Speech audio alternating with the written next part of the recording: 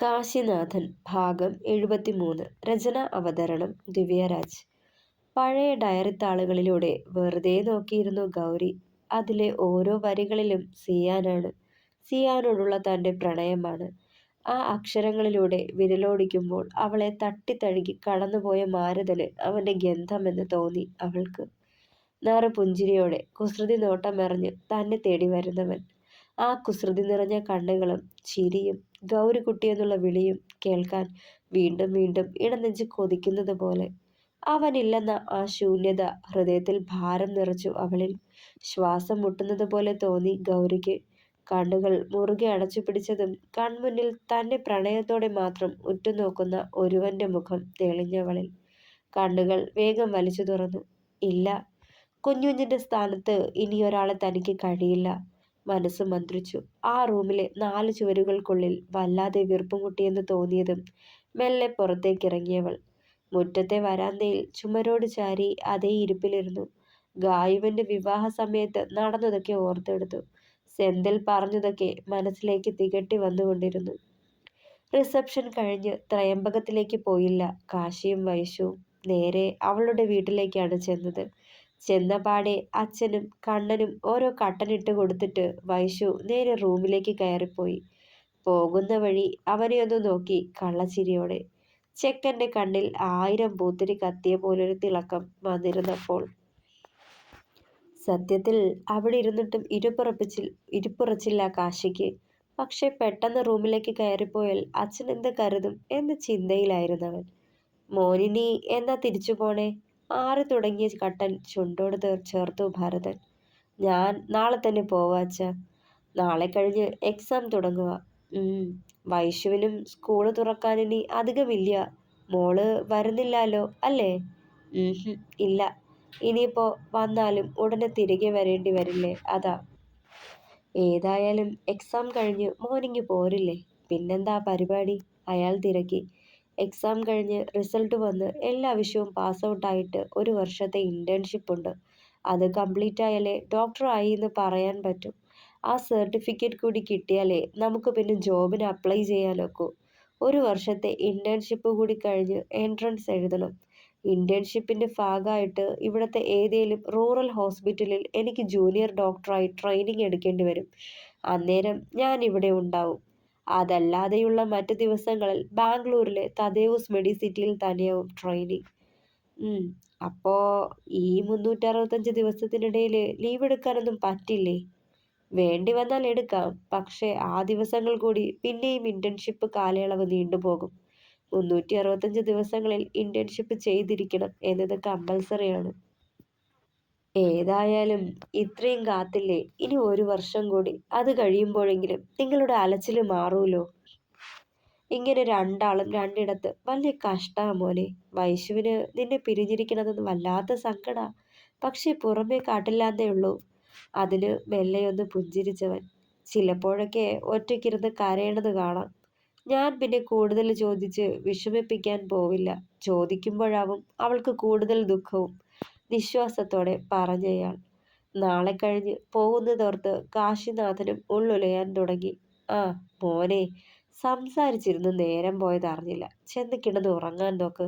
നാളെ തിരികെ പോവേണ്ടതല്ലേ? അയാൾ ഓർമ്മിപ്പിക്കുമ്പോൾ കാശിയിൽ നിന്നൊരു നിശ്വാസമുയർന്നു. നാളെ കഴിഞ്ഞ് വീണ്ടും വൈശുവിനെ പിരിയുകയാണ്. ഇത്രയും മാസങ്ങൾ അവൾ കൂടെ ഉണ്ടായിരുന്നിട്ട് പെട്ടെന്നൊരു ദിവസം ഒറ്റയ്ക്ക് ആ ഫ്ലാറ്റിലേക്ക് ചെന്ന് കയറുമ്പോൾ വല്ലാത്ത വേദനയാവും. ഓർത്തതേ നെഞ്ചിൽ ഭാരം വന്ന് കുമിഞ്ഞു. മെല്ലെ എഴുന്നേറ്റ് റൂമിലേക്ക് ചെന്നു. ചാരിയിട്ടിട്ടേയുള്ളൂ. ചെല്ലുമ്പോൾ അകത്തെ കാഴ്ച കണ്ട് അവൻ്റെ കണ്ണുകൾ മിഴിഞ്ഞു. ഒരു നിമിഷം വെള്ള കസവ് ചേല ചുറ്റി നീളൻ മുടിയും വിടർത്തി തലയിൽ 1 മുഴം മുല്ലപ്പൂവും അത്യാവശ്യം ആഭരണങ്ങളും ധരിച്ച് നിൽപ്പുണ്ടായിരുന്നവൾ ആ വേഷത്തിൽ വശ്യമായ സൗന്ദര്യം തോന്നിച്ചവളിൽ. പെട്ടെന്ന് അകത്തേക്ക് കയറി വാതിലടച്ച് കുറ്റിയിടുമ്പോഴാണ് കട്ടിലിന് പുറം കാണുന്നത്. മുല്ലപ്പൂക്കളും റോസാ ഇതളുകളും കൊണ്ട് അലങ്കരിച്ച ബെഡ്. ടേബിളിന് മുകളിൽ 1 ഗ്ലാസ് പാലും ഇരിപ്പുണ്ട്. എങ്ങനുണ്ട് നമ്മുടെ മണിയറ? ചുറ്റും പരന്നു നോക്കി കണ്ണുപിടിച്ചു നിന്നവനെ പിന്നിലൂടെ ചെന്ന് പുണർന്നിരുന്നു വൈശു. നൈസ്. നീ ഇതൊക്കെ എപ്പോ? അമ്പരപ്പ് വിടാതെ ചോദിച്ചവൻ. ഇന്ന് വൈകുന്നേരം റിസപ്ഷന് തലയിൽ ചൂടാൻ കണ്ണേട്ടൻ മേടിച്ച പൂവില്ലേ? ഉം, അത് ചോദ്യഭാവത്തോടെ നോക്കിയവൻ. അത് കുറച്ച് ഞാൻ എടുത്ത് കുറച്ചേ ഞാൻ എടുത്തിട്ടുള്ളായിരുന്നു. ബാക്കി ഫ്രിഡ്ജിൽ തന്നെ വച്ചിരുന്നു. മണിയറ ഒരുക്കാനാ? ആകാംക്ഷയോടെ തിരിക്കിയവൻ. ഉം, അല്ല, നാളെ അമ്പലത്തിൽ പോകുമ്പോൾ വയ്ക്കാന്നാ ഓർത്തെ.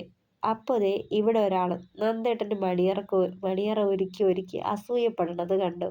ഏറ് കണ്ടിട്ട് അവനെ നോക്കി. ഞാൻ പറഞ്ഞതൊക്കെ നീ കേട്ടായിരുന്നു? ഉം. അമ്മായിക്ക് മരുന്ന് എടുത്തു കൊടുക്കാൻ തൊട്ടടുത്ത റൂമിലേക്ക് പോയതാ അപ്പോ. ഓ, ഞാനത് വെറുതെ പറഞ്ഞതാ. നീ അത് സീരിയസ് ആയി എടുത്തോ?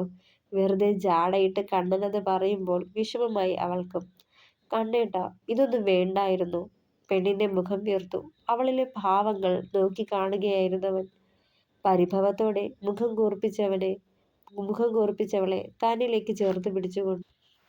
ഞാൻ വെറുതെ പറഞ്ഞതാ എൻ്റെ വൈശ്വേ. വെറുതെ നിന്റെ ഈ വീർത്ത മുഖം കാണാൻ.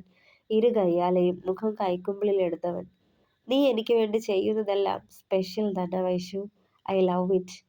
പതിഞ്ഞ ശബ്ദത്തിൽ അവളുടെ കാതിലേക്ക് ചുണ്ടടിപ്പിച്ചവൻ. നാളെ കണ്ണേടൻ തിരികെ പോവുമല്ലേ? ഇനി എക്സാം ഒക്കെയല്ലേ, പെട്ടെന്ന് വരാൻ പറ്റില്ല. ഫോണിലൂടെയോ ആയാലും ഒത്തിരി സംസാരിക്കാനും കഴിയില്ല. ഒത്തിരി പഠിക്കാനുണ്ടാവും. അപ്പോൾ ബിസി ആയിരിക്കും. അതുകൊണ്ട് ഒന്ന് നിർത്തിയവൾ. അതുകൊണ്ട് നെറ്റി കൂർപ്പിച്ചവൻ. ഇനി തിരികെ വരണത് വരെ ഓർക്കാൻ ഈ ഒരു രാത്രി സ്പെഷ്യൽ ആയിരിക്കണമെന്ന് തോന്നി. അതാ. പറയവേ അവളുടെ മുഖവും ചുവന്നുപോയി. നെറുകിൽ ഒന്ന് അമർത്തി മുത്തി കാശി. നീ എൻ്റെ ഭാഗ്യമാ വൈശു. എന്ത് പുണ്യം ചെയ്തിട്ടാടി നിന്നെ എനിക്ക് കിട്ടിയേ? ആ മുഖമാകെ നനുത്ത ചുംബനങ്ങളാൽ മൂടുമ്പോൾ മറ്റു മൃദുല വികാരങ്ങളെക്കാൾ അവനുള്ളിൽ നുരഞ്ഞു പൊന്തിയത് പ്രണയമെന്ന വീര്യമേറിയ വീഞ്ഞായിരുന്നു. എൻ്റെ ആ പുണ്യം, എൻ്റെ കണ്ണേട്ടൻ. ഇത്രയും സ്നേഹിക്കപ്പെടാനും ഭാഗ്യം വേണം. ഞാൻ ഭാഗ്യവതിയാ. അവൻ്റെ നെഞ്ചിൽ മുഖമമർത്തിയവൾ. എന്നാലേ ഞാൻ പോയി കുളിച്ച് ഫ്രഷായി വരാം. വന്നിട്ട് ബാക്കി ആഘോഷങ്ങളൊക്കെ നോക്കാം. പെണ്ണിന്റെ കവളിൽ അമർത്തിയൊന്ന് കടിച്ചുകൊണ്ട് അവളിൽ നിന്ന് അകന്നു മാറിയിരുന്നവൻ. നാളെ രാവിലത്തെ ബസ്സിന് നാട്ടിലേക്ക് തിരിക്കുവാണ്. അതിനു വേണ്ടി ഉള്ള ഒരുക്കങ്ങളിലാണ് അച്ചു. നനച്ചുണക്കി വെച്ച എല്ലാ വസ്ത്രങ്ങളും ബാഗിനുള്ളിലേക്ക് ശ്രദ്ധയോടെ അടുക്കി വെക്കുമ്പോഴും നിറഞ്ഞു തൂവുന്ന കണ്ണുകൾ മെല്ലെ തുടച്ചവൾ. തൻ്റേതായിട്ടുള്ള സകല വസ്തുക്കളും ബാഗിനുള്ളിലാക്കി പൂട്ടി ലോക്ക് ചെയ്ത് കട്ടിനരികിൽ വച്ചു. ഇത്ര നാളും ഈ വീട്ടിലൊരു അംഗത്തെ പോലെ ഇവിടെ ഉള്ളവർ കരുതിയത് കൊണ്ടാവണം അവരെ പിരിയുന്ന കാര്യം ഓർക്കുമ്പോൾ ഹൃദയം വല്ലാതെ നീറുന്നത്. കട്ടിലിൽ കയറി മുഖം കുനിച്ചിരുന്നവൾ. നാളെ 10 മണിക്ക് ഇവിടുത്തെ ഡ്യൂട്ടി കഴിഞ്ഞത് ഓഫീസിൽ പോയി റിപ്പോർട്ട് ചെയ്യണം. നാളെ മുതൽ പത്തനാപുരത്ത് ഒരു വീട്ടിലാണ്. പക്ഷാഘാതം വന്ന് കിടപ്പിലായ ഒരു സ്ത്രീയെ നോക്കാനാന്നാ പറഞ്ഞത്. നെടുവീർപ്പോടെ ഓർത്തവൾ. അച്ചോ. തോളിൽ ഭാമയുടെ കൈതലം പതിഞ്ഞതും മെല്ലെ മുഖമുയർത്തി നോക്കി. കയ്യിൽ ഒരു കെട്ട് നോട്ടും ഒരു വലിയ കിറ്റുമുണ്ട്. തനിക്കുള്ള ശമ്പളമാണെന്ന് ഓർത്തതേ ഹൃദയം മുറിപ്പെട്ടു. ഇത്ര നാളും ഇരു കൈയും നീട്ടി സന്തോഷത്തോടെ വാങ്ങിയിട്ടുള്ളൂ. ഇന്നിപ്പോ ആകെ ഒരു ദുഃഖമാണ് ഓർത്തവൾ. ഇത് തൻ്റെ ഈ വീട്ടിലെ അവസാന ദിവസവും അവസാന ശമ്പളവുമാണല്ലോ എന്ന ചിന്തയിൽ ഉടലൊന്ന് വിറച്ചവളുടെ. അച്ചു, ഇതാ ഈ മാസത്തെ ശമ്പളം. പിന്നെ ഇതിൽ 2 ജോഡി ചുരിദാറുമുണ്ട്. പുതിയതാ. ഞാൻ വാങ്ങിയതാ. നിനക്ക് നന്നായി ചേരും. പറയവേ അച്ചുവിൻ്റെ കണ്ണുകൾ വീണ്ടും പൊടിഞ്ഞു. അതെ, തന്നെയും കൂട്ടി ചെല്ലാൻ ഏട്ടൻ പറഞ്ഞു. അതിനു കൂടിയാ ഞാൻ വന്നത്. ഇതൊക്കെ ഭദ്രമായി എടുത്തു വെച്ചിട്ട് ഉമ്മറത്തേക്ക് വാ. അത്രയും പറഞ്ഞ് അച്ചു റൂം വിട്ട് ഇറങ്ങുമ്പോൾ സംശയത്തോടെ നെറ്റി ചുളിച്ചവൾ. കുളി കഴിഞ്ഞൊരു ബോക്സാറുമിട്ട് തല തുവർത്തിക്കൊണ്ട് ബാത്റൂമിൽ നിന്നിറങ്ങി വന്നിരുന്നു കാശി. ജനാലയ്ക്കരികിൽ നിന്നവൾ വാതിൽ തുറക്കുന്ന ശബ്ദം കേട്ടിട്ടെന്ന പോലെ തിരിഞ്ഞു നോക്കി. അവളെ കണ്ടത് കുസൃതി നിറഞ്ഞൊരു ചിരി അവന്റെ ചുണ്ടുകളിൽ മെല്ലെ തെളിഞ്ഞു. പറ്റെ വെട്ടിയൊതുക്കിയ കുറ്റിത്താടിക്കിടയിലായി തെളിഞ്ഞു വന്ന നുണക്കുഴിയിലായിരുന്നു അവളുടെ കണ്ണുകൾ. മെല്ലെ അവൻ അരികിലേക്ക് വന്നതേ തോർത്തെടുത്ത് ഹാങ്ങറിൽ വിടർത്തിയിട്ടിരുന്നവൻ ടേബിളിന് മുകളിലിരുന്ന പാലെടുത്ത് അവന് നേരെ നീട്ടുമ്പോൾ ചെറുചിരിയോടെ ആ ചൂടുള്ള പാൽ ചുണ്ടോട് ചേർത്തു അണച്ചവൻ. ഓരോ ഇറുക്ക് കുടിക്കുമ്പോഴും കണ്ണുകൾ വൈശുവിൽ തന്നെയായിരുന്നു. പകുതി കുടിച്ച പാൽ ഗ്ലാസ് അവൾക്ക് നേരെ നീട്ടുമ്പോൾ നാണം കലർന്നൊരു ചിരിയോടെ അവളും അത് വാങ്ങി കുടിച്ചു. കാലിയായ പാൽ ഗ്ലാസ് ടേബിളിനു മുകളിൽ വെച്ചിട്ട് കാശിയുടെ ഈറൻ ദേഹം അവളുടെ ദേഹത്തേക്ക് അമർന്നു. ആദ്യമായി അവന്റെ സ്പർശനം അറിഞ്ഞതുപോലെ വിറച്ചു. അവളുടെ ഉടൽ സാരിക്കിടയിലൂടെ അനാവൃതമായ ഉദരത്തിൽ അവന്റെ വിരലുകൾ താളമിടുമ്പോൾ പൂത്തുലഞ്ഞിരുന്നവൾ പിൻകഴുത്തിൽ മറച്ച് ഈറൻ മുടിയിഴകളെ മെല്ലെ വകഞ്ഞു മാറ്റി അവിടെയായി ചുണ്ടണയ്ക്കവേ ഒന്ന് ഏങ്ങിപ്പോയിരുന്നവൾ മെല്ലെ തിരിച്ചു നിർത്തി ആ സിന്ദൂര ചുവപ്പുള്ള നെറുകിൽ ചുണ്ടമർത്തുമ്പോൾ കണ്ണുകൾ കൂമ്പിയടച്ചവൾ നീണ്ട നാസികയിലൂടെ അധരത്തിലെത്തി നിന്ന അവന്റെ മൃദു സ്പർശനത്താൽ അവൾ പൂത്തുലഞ്ഞു. അധരം അധരത്തോട് ചേർന്നൊരാ നിമിഷം അവനവയെ നുകർന്നിരുന്നു. ഏറെ ആസ്വദിച്ചുള്ള മൃദു ചുംബനം. മെല്ലെ മെല്ലെ ചുംബനത്തിന്റെ ദിശ മാറി ഒഴുകി തുടങ്ങി. ഇളം മനസ്സുകളും മേനികളും പ്രണയതാപത്തിന്റെ തീവ്രതയറിഞ്ഞു തുടങ്ങി. വൈശുവിനെയും കൊണ്ട് പൂമെത്തയിലേക്ക് ചായുമ്പോൾ സർവം മറന്നവളിൽ ലയിച്ചവൻ അവളുടെ അഴകിൽ മാത്രം കണ്ണുകൾ പതിപ്പിച്ചു. അവളോടുള്ള പ്രണയത്താൽ ഹൃദയം നിറഞ്ഞു തൂവി. തീവ്രമായ ചുംബനങ്ങളും സ്പർശനങ്ങളും അവനിൽ ലഹരിയായി മാറി. പിന്നെയും ഒരു പൂർണ്ണമായ പ്രണയസമാഗമത്തിനായി ആ രാവ് ഒരുങ്ങിയിരുന്നു. അവളിലേക്കൊരു പ്രണയപ്പെയ്ത്തായി അവൻ അലഞ്ഞിറങ്ങവേ അവളുടെ ഉടലാകെ ചുവന്നു തൊടുത്തൊരു സുന്ദര റോസാപുഷ്പമായി മാറിയിരുന്നു. അതിൽ നിന്ന് മധു നുകരുന്നൊരു മധുപനായി മാറി അവനും. അന്ത്യത്തിലൊരു കിതപ്പോടെ അവളിലേക്ക് തന്നെ തളർന്നു വീഴുമ്പോൾ ഇരുദേഹങ്ങളും വിയർപ്പാൽ കുതിർന്നു. കിതപ്പിന്റെ തീവ്രത മെല്ലെ അകന്നു തുടങ്ങിയതും അവളെ തന്റെ നെഞ്ചിലേക്ക് ചേർത്തണച്ചു കാശിനാഥൻ. പ്രാണന്റെ പാതിയായവൾക്ക് എണ്ണമറ്റ ചുംബനങ്ങൾ നൽകി അവന്റെ സംതൃപ്തി അറിയിക്കുമ്പോൾ ആ നെഞ്ചിലെ ചൂടിലേക്ക് കുറുകലോടെ ഒതുങ്ങി അവളും. അച്ചു ഇരിക്കെ. ഭാമയ്ക്ക് പിന്നാലെ വന്ന് പതുങ്ങി നിന്ന അച്ചുവിനെ കണ്ടതും സോഫയിലേക്ക് നിവർന്നൊന്നിരുന്നിട്ട് കൈ മാറിൽ പിണഞ്ഞു കെട്ടി പാച്ചു. നാളെ തിരിച്ചു പോവാൻ തയ്യാറായോ? യാതൊരു ഭാവഭേദവുമില്ലാതെ അവനത് ചോദിക്കുമ്പോൾ അതേ എന്ന് തലയനക്കിയവൾ. ഇനി പോകുന്നത് എങ്ങോട്ടാ? നാളെ ഓഫീസിൽ ചെല്ലുമ്പോൾ അവർ അഡ്രസ് തരാമെന്നാ പറഞ്ഞേ. മെല്ലെ പറഞ്ഞവൾ ശബ്ദത്തിലെ പതർച്ച അവനെ അറിയിക്കാതിരിക്കാൻ. പോകുന്ന ഇടം സേഫായിരിക്കും എന്നുറപ്പുണ്ടോ? അവനത് എടുത്തു ചോദിച്ചു. അറിയില്ല, അത്രമാത്രം പറഞ്ഞു. ഈ ജോലി അത്രയ്ക്കിഷ്ടാണോ തനിക്ക്? വീണ്ടും തിരക്കിയവൻ. ഇഷ്ടായോണ്ടല്ല ചേട്ടാ, എനിക്ക് വേറെ നിവൃത്തിയില്ലാത്തോണ്ടാ. ശരിക്കും പറഞ്ഞാൽ ഭയമാണ്. മറ്റൊരു വീട്ടിലേക്ക് ചെല്ലുമ്പോൾ ഇവിടെ എനിക്ക് കിട്ടിയ സ്വാതന്ത്ര്യവും സംരക്ഷണവും കിട്ടുമോ എന്നുകൂടി അറിയില്ല. മുഖം കുനിച്ചത് പറയുമ്പോൾ കണ്ണുകളും നിറഞ്ഞു. ഇഷ്ടമല്ലാത്ത ജോലിക്ക് പോവണ്ട അച്ചു. ഭാമ എടുത്തു പറയുമ്പോൾ ഇല്ലെന്ന് തലയാട്ടിയവൾ. എനിക്ക് പോണം ചേച്ചി. ആ വീട്ടില് തനിച്ച് എനിക്ക് പറ്റില്ല. രാത്രിയാവുമ്പോൾ വാതിൽ മുട്ടാനും തട്ടാനും വരണവരെ കൊണ്ട് ഒരു നിവൃത്തിയും ഉണ്ടാവില്ല. നെടുവീർപ്പെട്ടവൾ. അച്ചു, തനിക്കിവിടെ നിന്നൂടെ? ഇനിയുള്ള കാലം. പ്രതീക്ഷിക്കാതെ ഭാമ അത് പറയുമ്പോൾ അമ്പരപ്പായിരുന്നവളിൽ. ഏതെങ്കിലും ഹോസ്പിറ്റലിൽ ജോലി ചെയ്താലും നിനക്ക് ശമ്പളം കിട്ടും. നീ ഇവിടെ ഉണ്ടാവുമ്പോൾ എനിക്കും സമാധാനമായിട്ട് ഏട്ടന് നിന്നെ ഏൽപ്പിച്ച് തിരികെ പോവാം. അവൾ ചെറുചിരിയോടെ പറയുമ്പോൾ കാര്യം മനസ്സിലാക്കാനാവാതെ നെറ്റുകൂർപ്പിച്ചു അച്ചു. അച്ചു, വളച്ചു കെട്ടില്ലാതെ തന്നെ പറയാം. എൻ്റെ ഏട്ടന് ഞാൻ മാത്രമേ രക്തബന്ധമായിട്ടൊക്കെ ഉള്ളൂ. പിന്നെയുള്ളത് കൂടപ്പിറപ്പുകളെ പോലുള്ള 4 കൂട്ടുകാരാ. തനിക്കും അതറിയാലോ. ഏട്ടൻ്റെ എല്ലാ സുഖദുഃഖങ്ങളിലും താങ്ങും തണലുമായി കൂടെയുള്ളവർ. ഇവരൊരു ഉയിരു പോലെയാ. അത് കഴിഞ്ഞ് അത് ഈ കഴിഞ്ഞ കുറച്ച് നാൾ കൊണ്ട് തനിക്ക് മനസ്സിലായി കാണുമല്ലോ. ഭാമ പറയുന്നത് കേട്ട് അതേ എന്ന് തലയാട്ടി അച്ചു. അപ്പോഴും ഇതൊക്കെ തന്നോട് എന്തിനാ പറയുന്നതെന്ന് ചിന്തയിലായിരുന്നവൾ. ചേട്ടൻ്റെ ലൈഫിൽ എന്ത് നല്ല കാര്യമുണ്ടായാലും അവരെയാവും ആദ്യം അറിയുക. അതും ആദ്യം അവർ തന്നെയാ അറിഞ്ഞത്. പിന്നെയാ എന്നോടും ദിലീപേട്ടനോടും കൂടിപ്പോലും പറഞ്ഞത്. ചെറു പരിഭവത്തോടെ പാച്ചുവിനെ നോക്കി ഭാമ. അപ്പോഴും അവൾ എന്താ പറഞ്ഞു വരുന്നതെന്ന് അറിയാതെ വിഴിച്ചിരിപ്പുണ്ട് അച്ചു. എടി മതി, നീ വെറുതെ കാട് കയറുന്നതല്ലാതെ കാര്യം പറയുന്നില്ല. ദേ അച്ചു, ആകെ വണ്ടടിച്ചിരിക്കുക. ഇനി പറയാനുള്ളത് എനിക്കാ. എൻ്റെ പൊന്നച്ചു, ഇവള് പറഞ്ഞതൊക്കെ അവിടെ നിന്നോട്ടെ. എനിക്കറിയേണ്ടത് മറ്റൊന്നാ. നിനക്കറിയാലോ, എനിക്കിപ്പോൾ മാന്യമായൊരു ജോലിയുണ്ട്. ഈ വീടും ഇതിനോട് ചേർന്നുള്ള 10 സെന്റ് സ്ഥലവുമാ എനിക്കുള്ള ആകെ സമ്പാദ്യം.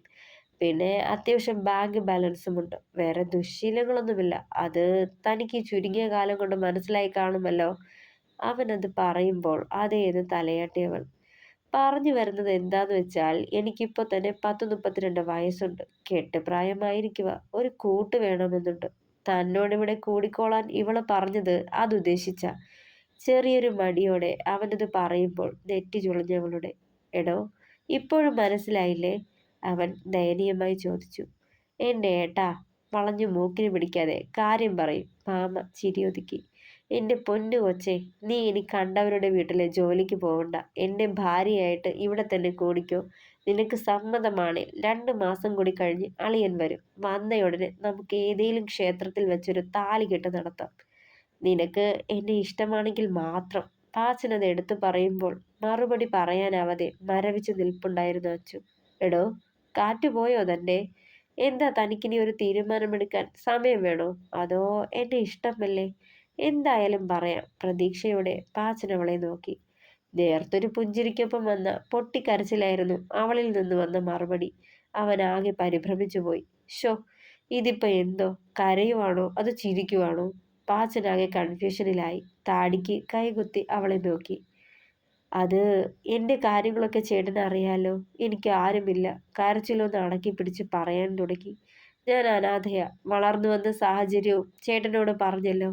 നാളെ ഞാനൊരു വേശ്യയുടെ തണലിൽ വളർന്നവളാണെന്ന് ആരെങ്കിലും പറഞ്ഞ് പരിഹസിച്ചാൽ അതിൻ്റെ പേരിൽ ചേട്ടൻ എന്നെ വെറുക്കുവോ? വിറയോടെ അവനെ നോക്കി. എല്ലാം ആലോചിച്ച് തന്നെയാണടോ ഞാൻ ഈ തീരുമാനമെടുത്തത്. എനിക്ക് മറ്റാരെയും നോക്കേണ്ട കാര്യമില്ല. ആര് എന്ത് പറഞ്ഞാലും എന്നെ അത് ബാധിക്കില്ല. ശരിക്കും തന്നെ ഇഷ്ടമായിട്ട് തന്നെ ഇപ്പോൾ ഈ ആലോചനയുമായി തൻ്റെ മുന്നിൽ നിൽക്കുന്നത്. പിന്നെ നമ്മൾ തമ്മിൽ 10-12 വയസ്സോളം പ്രായവ്യത്യാസമുണ്ട്. അതിൽ തനിക്ക് എന്തെങ്കിലും പ്രശ്നമുണ്ടോ?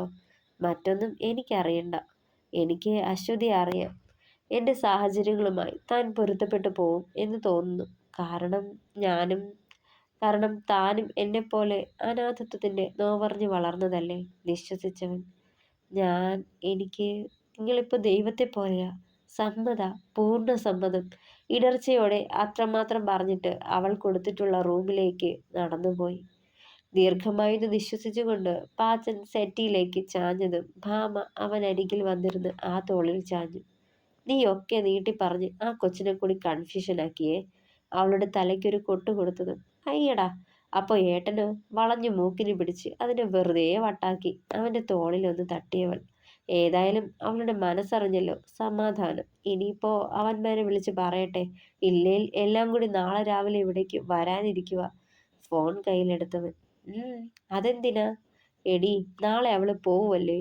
അപ്പോ പറയാനുള്ളതൊക്കെ ഇന്ന് രാത്രി തന്നെ പറഞ്ഞേക്കണമെന്ന് ചട്ടം കെട്ടിയിട്ടാ നാലും കൂടി എന്നെ അവിടുന്ന് വിട്ടത്. ഒക്കെ അവളെ അറിയിക്കാതെ പറഞ്ഞു വിടുവാണേൽ എന്നെ വന്ന് പഞ്ഞിക്കിടുമെന്നാ പറഞ്ഞതേ. ചിരിയോടെ ആദ്യ സെന്തിലിൻ്റെ നമ്പറിലേക്ക് ഡയൽ ചെയ്തവൻ. തുടരും. പ്രിയപ്പെട്ടവരെ, അഭിപ്രായങ്ങൾ പറയണേ. കഥ ഇഷ്ടമായാൽ സപ്പോർട്ട് ചെയ്യണേ. Thank you.